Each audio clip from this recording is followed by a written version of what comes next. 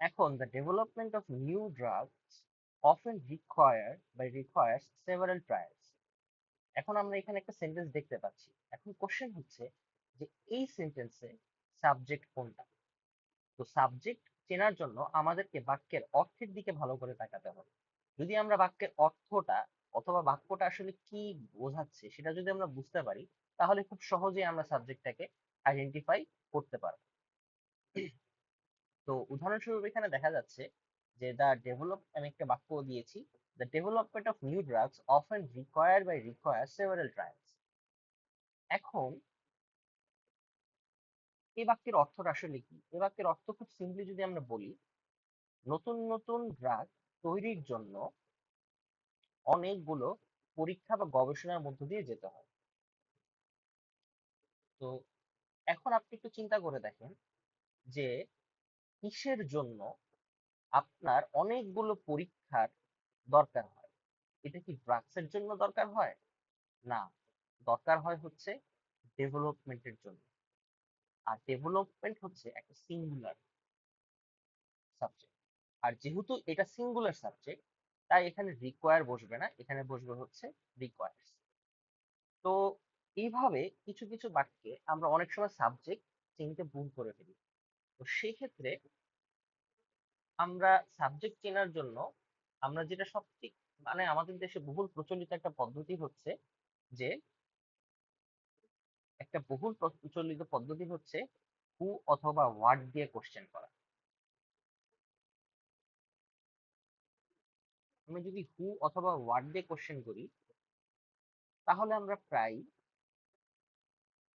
একটি সাবজেক্ট পেয়ে থাকি।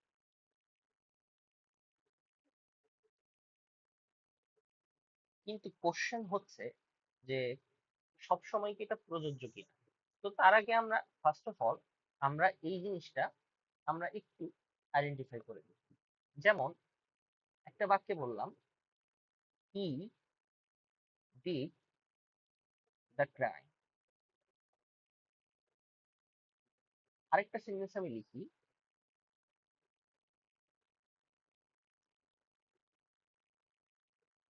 FIFA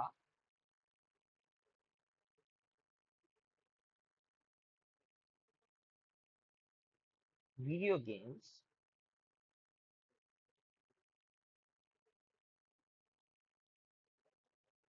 R very famous.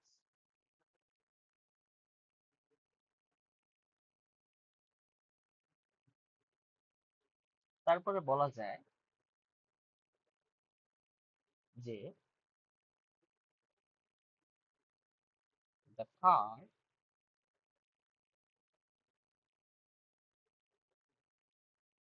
Is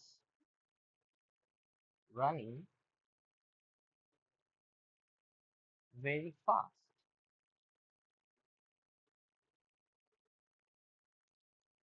এখন আপনারা যদি একটু খেয়াল করে দেখেন, তাহলে দেখবেন যে এখানে আমি তিনটা বাক্য লিখেছি, he did the crime, FIFA video games are very famous, the car is running very fast. এখন এখানে কোন বাক্যটা আপনার এই এই তিনটা বাক্যের মাঝে সাবজেক্টটা কোথায় আছে এটা আপনাকে দেখতে হবে। তো ফর এক্সাম্পল, আপনি যদি হি ডিড দ্য ক্রাইম এটাকে হু দিয়ে কোশ্চেন করেন, হু ডিড দ্য ক্রাইম, হি এর জায়গায় যদি আপনি এভাবে বলেন যে who did the crime, he, answer আসবে হচ্ছে হি। মানে আমি যদি আরেকটু ক্লিয়ার করে ভেঙে বলি, ধরেন যে এই বাক্যটাতে আমি হি আপাতত মুছে দিলাম, সেখানে আমি দিলাম হচ্ছে হু।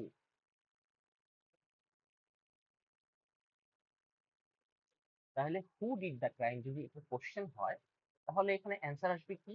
এখানে অ্যান্সার আসবে হচ্ছে হি। তার মানে হি হচ্ছে এখানে subject. FIFA video games are very famous, এখানে সাবজেক্ট কোনটা? এখানে সাবজেক্টটা একটু বড়, FIFA video games are very famous. তো what games are very famous?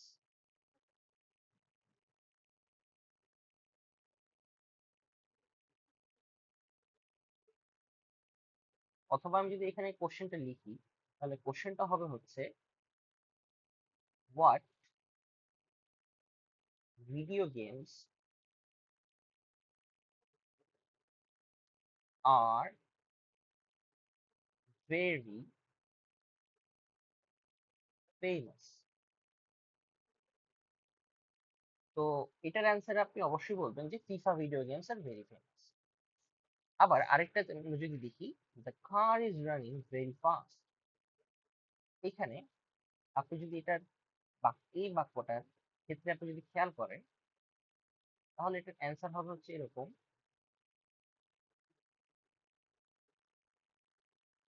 What is running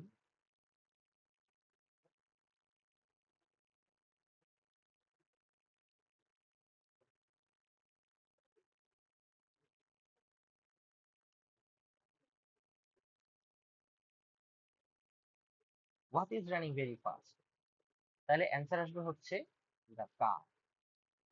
এইভাবে আমরা মাঝে মাঝে, সব সময় না তবে ম্যাক্সিমাম কেসেসই, আমরা হু এবং ওয়ার্ড দ্বারা কোশ্চেন করলে আমরা সাধারণত সাবজেক্ট পেয়ে থাকি।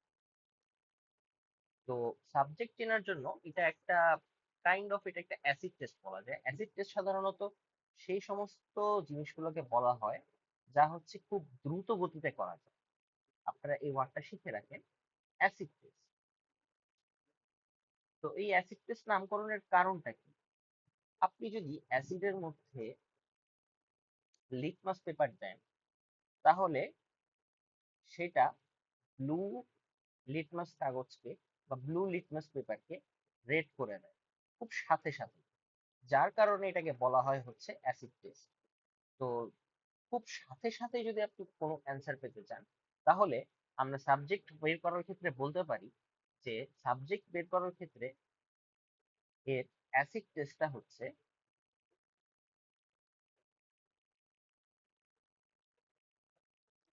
Question the sentence by who অথবা হোয়াট। অর্থাৎ আপনারা সাবজেক্টের ক্ষেত্রে যদি হু এবং হোয়াট দিয়ে কোশ্চেন করে থাকেন, তাহলে আপনারা সেন্টেন্সটাকে যদি হু এবং হোয়াট দিয়ে কোশ্চেন করে থাকেন, তাহলে আপনারা সাবজেক্টটা খুব সহজেই পেয়ে যাবেন।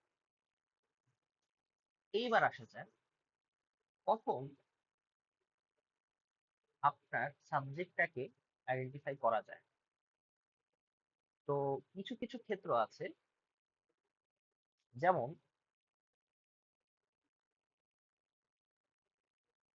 দেয়ার আর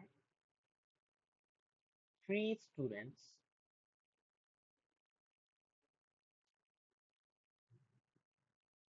ইন দ্য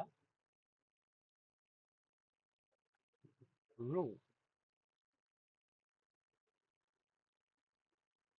এখন কোশ্চেন হচ্ছে যে there are three students in the room. Sorry, আমি এখানে পাংচুয়েশন মার্কটা ভুল করেছি, kindly note that. So there are three students in the room.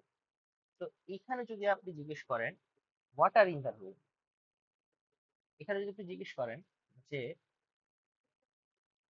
এখানে যদি আপনি কোশ্চেন করেন যে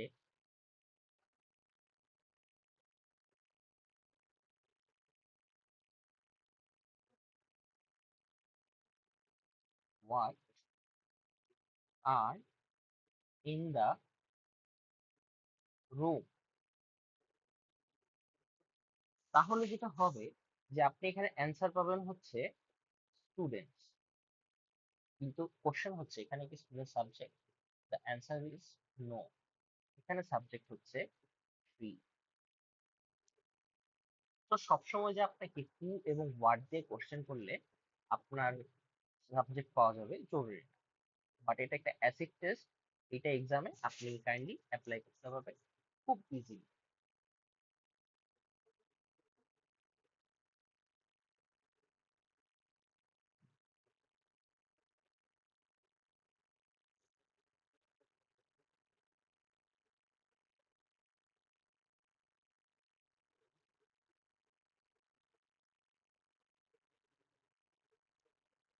তো সবসময় আপনার হু এবং হোয়াট দিয়ে যে কোশ্চেন করলেই আপনার সাবজেক্টকে পাওয়া যাবে, নট নেসেসারিলি এটা ট্রু। তো আমরা সেই ব্যতিক্রমগুলা অন্যদিন অন্য কোনো সময় আমরা দেখব। তো আজকের আমাদের যে আলোচনাটা হবে সেই আলোচনাটা হবে হচ্ছে যে নর্মাল কিছু কেসেসে সাবজেক্ট সিম্পলি আমরা সাবজেক্ট কিভাবে আমরা চিনতে পারবো সেটার জন্য। তো আমরা কিছু সাবজেক্টের আমরা যদি আমরা যদি আমরা সাবজেক্টের টাইপস গুলো দেখতে পারি তাহলে আমরা আরেকটু বেশি ক্লিয়ার হয়ে যাব এই বিষয়ে। তো সাবজেক্টের অনেক টাইপস আছে। অ্যাগেইন আমাদের যেই ব্যাংক জবের এক্সাম আছে সেখানে সাবজেক্টের টাইপ গুলো খুব বেশি ইম্পর্টেন্ট এক্সামে আসার মতন এরকম না, কিন্তু আমাদের চেনার জন্য এই জিনিসগুলো খুবই প্রয়োজন। যেমন হচ্ছে আপনি ধরেন এখানে কোশ্চেন আসলো, কোশ্চেন যাই আসুক, আপনি আগে যদি চিনে রাখেন what is a simple subject. Number হচ্ছে সিম্পল সাবজেক্ট। তো সিম্পল সাবজেক্ট জিনিসটা কি?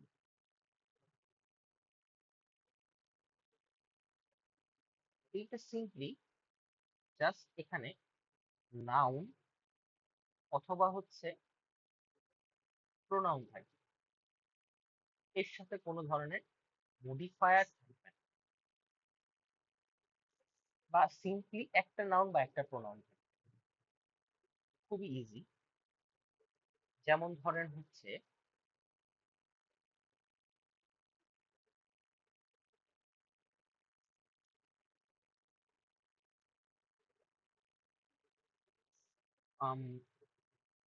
হি ইজ আ মেকানিক, এটা একটা সিম্পল সাবজেক্ট। আবার যখন একের অধিক সাবজেক্ট, একের অধিক আপনার এলিমেন্ট থাকবে কোনো সাবজেক্টে, তখন সেটাকে আমরা বলি হচ্ছে কম্পাউন্ড সাবজেক্ট।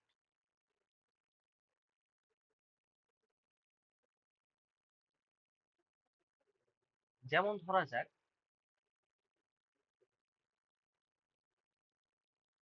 she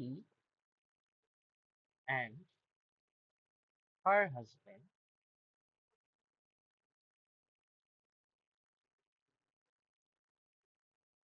follow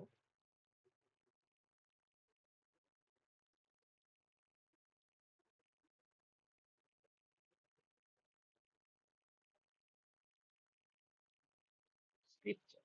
এর অর্থ হচ্ছে সে এবং তার হাজবেন্ড অর্থাৎ তার স্বামী স্ক্রিপচার, অথবা হচ্ছে বলা যায় হচ্ছে যে সে এবং তার স্বামী স্ক্রিপচারকে ফলো করে। অর্থাৎ হচ্ছে কোনো ধরনের এটাকে স্ক্রিপচারের বাংলা হচ্ছে যে, যদি আমরা স্পেসিফিক বাংলা বলতে যাই তাহলে এটা হচ্ছে কোনো পুরাণ। তো সে এবং তার স্বামী পুরাণকে অনুসরণ করে থাকে। তো এটা হচ্ছে একটা কম্পাউন্ড সাবজেক্ট। কেন এটা কম্পাউন্ড সাবজেক্ট? কারণ এখানে শুধুমাত্র সি সাবজেক্ট না, এখানে যেমন সিও সাবজেক্ট, এখানে তেমন হার হাজবেন্ডও সাবজেক্ট। তো এই ধরনের সাবজেক্টকে বলা হয় হচ্ছে কম্পাউন্ড সাবজেক্ট। এবার আসা যাক ইমপ্লাইড সাবজেক্ট। তো আপনি যদি চিন্তা করেন যে ইম্পারেটিভ সেন্টেন্সের কথা, আমি শুরু ক্লাসেও এটা বলেছিলাম যে টু ইট, এখানে সাবজেক্ট কি? এখানে সাবজেক্টটা হচ্ছে ইউ, কিন্তু ইউ এখানে উজ্জ রয়েছে। অর্থাৎ আমরা বলি না ইউ ডু ইট, আমরা বলি জাস্ট ডু ইট। এখানে ইউটা কি? ইউটা হচ্ছে উজ্জ আকারে রয়েছে, আর উজ্জ থাকাকে বলা হয় হচ্ছে ইমপ্লাইড। তো এজন্য এটাকে বলা যায় হচ্ছে ইমপ্লাইড সাবজেক্ট।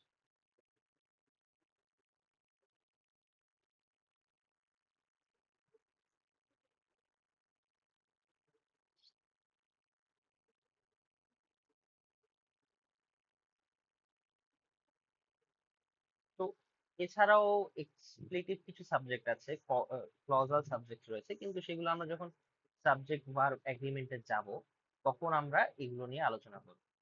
এছাড়াও কখনো কখনো জিরান্ড ফ্রেজ অথবা ইনফিনিটিভ ফ্রেজও সাবজেক্ট হিসেবে ব্যবহৃত হয়।